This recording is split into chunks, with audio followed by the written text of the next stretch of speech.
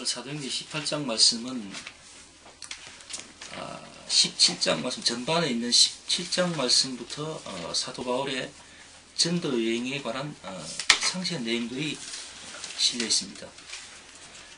먼저 오늘 이 18장 말씀에 나오는 몇 사람에 대하여서 우리가 한 번 더 살펴보고, 바울 사도가 전도 여행 중에 만났던 몇 가지 사례들, 또 그러한 사례들을 통하여서 오늘날의 지금 현재의 이 땅의 모습들과 우리들의 지금 처한 상황을 다시금 한번 점검하는 그런 시간이 됐으면 합니다. 우리가 오늘 중점적으로 봐야 될 부분은 사실은 18장 24절부터 25절까지의 이 바울 전도여행 3차에 해당하는 부분의 이 말씀이 오늘 핵심 내용이라고 할 수가 있습니다. 어쨌든 18장 전반부에서부터 이제 말씀 우리가 살펴봐야 되는데, 우선 이 본문 내용에서는 이러합니다. 내용이 먼저 사도 바울이 아덴에서 사실상 실패를 합니다. 전도 사역을 실패라고 결론 낼 만한 그런 아픔을 갖게 되죠. 그리고 사역지를 고린도로 옮깁니다. 그래서 이 고린도에서 이제 사도 바울이 아굴라라 하는 부부를 만나는데, 이 아굴라와 브리스길라 이 부부에 대하여서 학자들은 이렇게 얘기를 하고 있습니다. 잠깐 한번 볼까요? 이 아굴라 부부에 대하여서는 로마서 16장 3절에서 5절까지, 또 고린도전서 16장 19절 말씀에 이들에 대해서 이야기하는 부분이 있습니다. 그러니까 사도 바울에 있어서는 가장 절친한 동역자라고 해도 과언이 아닐 정도로 바울의 사역에 헌신적으로 관여하고 참여했던 그런 부부라고 할 수 있습니다. 그리고 특히 우리가 이 부분에서 이 부부들을 인용해 봐야 될 부분이 뭔가 하면은 3절 말씀 볼까요? 3절. 업이 같음으로 함께 가하여 일을 하니 그 업은 장막을 만드는 것이더라. 사도 바울이 세상 직업이라고 해야 됩니까? 바울의 세상 직업은 장막을 만드는 일을 했습니다. 그러니까 오늘날에 집 짓는 목수라고 봐야 되겠죠. 근데 이 아굴라 부부도 역시도 이런 장막, 그러니까 목수 일을 했던가 봐요. 그러니까 업이 같다고 합니다. 그러니까 사도 바울은 자신이 사역하는 동안에 될 수 있으면 교회에 폐를 끼치지 않으려고 자신의 사회적인 직업을 가지고 하나님 일을 했다는 거죠. 이 부분에 대하여서 아마도 교회의 사례를 받고 있는 많은 목회자들, 그분들이 아마 조금 마냥 좋게만 볼 수 없는, 아주 이 말씀이 굉장히 달게 느껴지진 않을 겁니다. 아마 이 부분이 항상 자신의 목회 일정 동안에 아마 가시가 되고 걸리는 말씀이 될 수가 있겠죠. 사도 바울이 세상 직업을 가지고 하나님의 일을 이렇게 해버렸으니까 이에 대해서 이렇고 저렇고 얘기할 수가 없는 거죠. 어쨌든 오늘 이 말씀에는 분명히 사도 바울도 그렇고 아굴라 부부도 그렇고 세상 일을 하면서 교회에 피해를 끼치지 않으려고 능히 하나님의 사역과 세상 일들을 감당했다는 것. 오늘 이 말씀이 분명하게 이야기하고 있습니다. 그리고 이 사도 바울이 고린도에서 말씀을 증거하는데 가장 문제가 됐던 부분이 안 믿는 사람에 의해서 사도 바울이 문제가 됐던 게 아닙니다. 오늘 4절부터 이렇게 말씀을 보면은 이렇게 이야기하고 있습니다. 4절 한번 읽어볼까요? 안식일마다 바울이 회당에서 강론하고 유대인과 헬라인을 권면하니라. 이렇게 이야기하고 있습니다.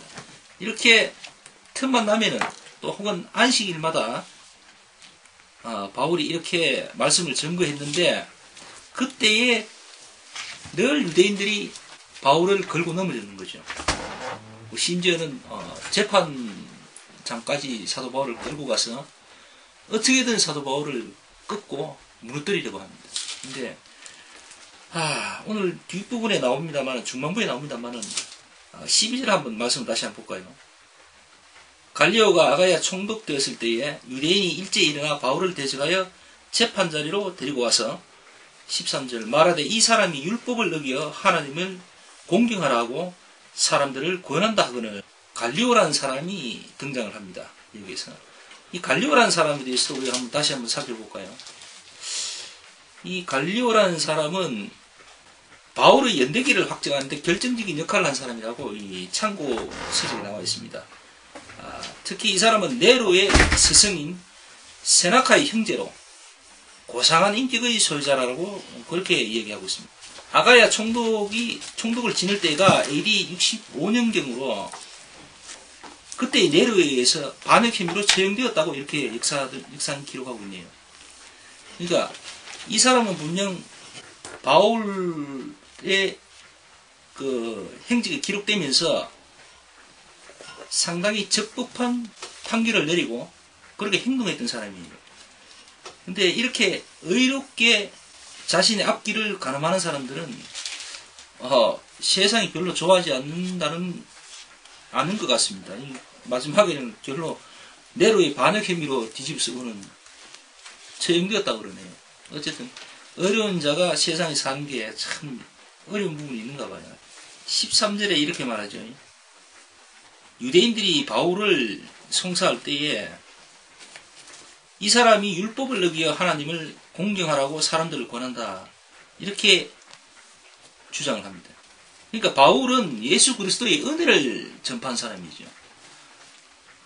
그것을 유대인들은 어떻게 이야기합니까? 율법을 어기라고 사기친다 이렇게 이야기하는 거죠. 사람들에게 거짓말로 꿰고 있다 그렇게 송사를 합니다. 주장을 합니다. 오늘날 개혁인들이 주장하기는 11조라든가 각종 율법들 그리고 주일성수 안식일에 관련된 모든 이런 것들은 사실은 우리 예수 그리스도의 은혜로 인해서 거기에 저축되거나 구속될 필요가 없다 그렇게 이제 주장을 하죠. 그런데 그 주장에 대하여서 기존 기득권자들 그러니까 교파 교회를 숭배하고 지키려고 하는 사람들 그런 사람들은 이제 하나님이 율법을 폐한 것이 아니라 예수님이 율법을 폐한 것이 아니라 온전하게 하려 했다 하는 그 말씀을 들고 그러니까 율법을 고수해야 된다. 그러니까 예수 그리스도의 은혜를 이야기하는 자들은 그러니까 이 지금 유대인들 말처럼 사람을 속이는 자라 이렇게 이제 뒤집어 씌우는 거죠. 그렇게 공격을 합니다. 그러니까 예나 지금이나 뭐 별반 다를 게 없죠. 그래서 역할을 누가 어떤 식으로 하느냐 이제 그것만 달라졌을 뿐입니다. 결론은. 자 그리고 이제 오늘 2차 전도여행 말씀을 지나서 바울의 3차 전도여행 때의 이야기를 다시 한번 우리가 봐야 될 부분입니다. 오늘 말씀의 핵심이 되는 그런 이야기죠. 24절부터 25절 제가 다시 한번 읽어보겠습니다. 알렉산드리아에서 난 아볼로라 하는 유대인이 에베소에 이르니 이 사람은 학문이 많고 성경에 능한 자라. 그가 일찍 주의 도를 배워 열심으로 예수에 관한 것을 자세히 말하며 가르치나 요한의 침례만 알 따름이라. 이렇게 요한의 침례만 알 따름이라 이렇게 이야기하고 있습니다. 자 오늘 여기에 나오는 이 알렉산드리아 이 지역과 또 이 아볼로라는 이 유대인에 대해서 우리가 한번 알아봐야 될 것 같습니다. 북아프리카의 중심지로 헬라 세계에 있어서 언어와 학문, 철학의 중심지였으며 알렉산더 대왕에 의해서 많은 유대인이 그곳에 정착하게 되고 유대교와 헬라니즘의 문화가 융화된 곳이다. 또한 70인역이 번역된 곳으로도 유명하며 특히 이제 아볼로에 대해서는 이렇게 이야기하고 있습니다. 전형적인 알렉산드리아인이므로 학문에 깊고 웅변에 능하며 70인력 성경에 능통한 자이다. 그는 고린도 교회의 지도자로 있을 때에 큰 영향력을 끼쳐 아볼로파가 형성되기도 했다. 이렇게 이야기하고 있습니다. 참고 말씀에 또 고린도전서 1장 12절 말씀을 이야기하고 있는데 한번 찾아볼까요? 고린도전서 1장 12절 한번 봅시다. 뒤에 보면